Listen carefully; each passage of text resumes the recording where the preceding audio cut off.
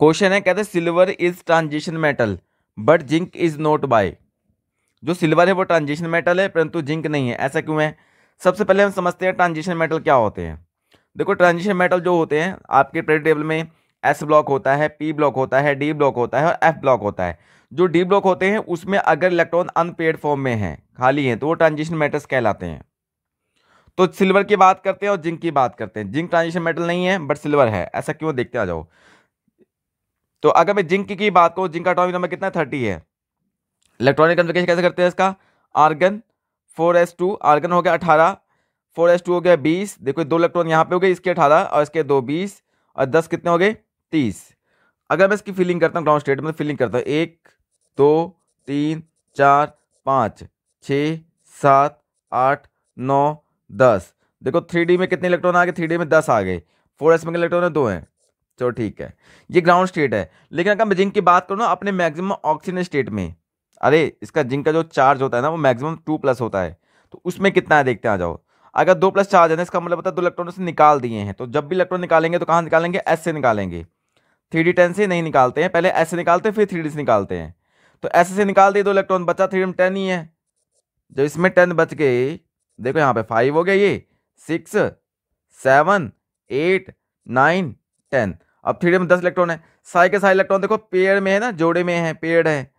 अगर सब electron paired होते हैं तो ये क्या होता है? ट्रांजिशन मेटल्स नहीं होते हैं। अगर एक भी अनपेयर्ड इलेक्ट्रॉन है तो ट्रांजिशन मेटल होते हैं। तो इसलिए जो जिंक है वो ट्रांजिशन मेटल्स नहीं है पर डी ब्लॉक एलिमेंट है। दूसरी बात, अगर मैं सिल्वर की बात करूं, सिल्वर का एटॉमिक नंबर कितना होता है? 47 होता है। तो 47 की फिलिंग कैसे करते हैं? क्रिप्टॉन, क्रिप्टॉन का एटॉमिक नंबर 36 होता है। ठीक है, 36 और एस में इलेक्ट्रॉन है 37, 10 डी में हो गए, कितने हो गए? 47 हो गए।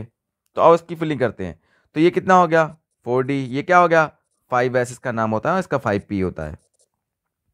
इसका 4D, ये 5s और ये क्या है? 5p। चलो इसकी फिलिंग करते हैं। तो भाई एस में कितने? एक इलेक्ट्रॉन है, मैंने एक बना दिए। और डी में कितने? 10। 1 2 3 4 5 6 7 8 9 10।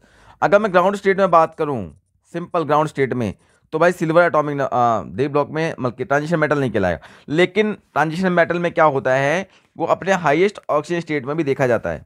जो सिल्वर है Ag2+ में आता है। किस में आता है? Ag2+ में आता है। अगर आप इसमें 2 इलेक्ट्रॉन निकालोगे, देखो क्या बनता है? क्रिप्टॉन। एक इलेक्ट्रॉन तो एस से निकल गया या 0, देखो एक था ना, एक निकल गया। अब एक कहाँ से निकालोगे? आप डी से निकाल दोगे, 9 आ जाएगा। देखो 1 2 3 4 5 6 7 8 9, मतलब एक इलेक्ट्रॉन अनपेड आ गया।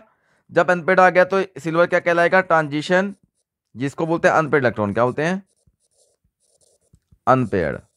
अब ये ट्रांजिशन मेटल्स कहलाएंगे। अब इसकी स्टेटमेंट पढ़ते हैं, अब आपको अच्छे समझ में आ जाएगा।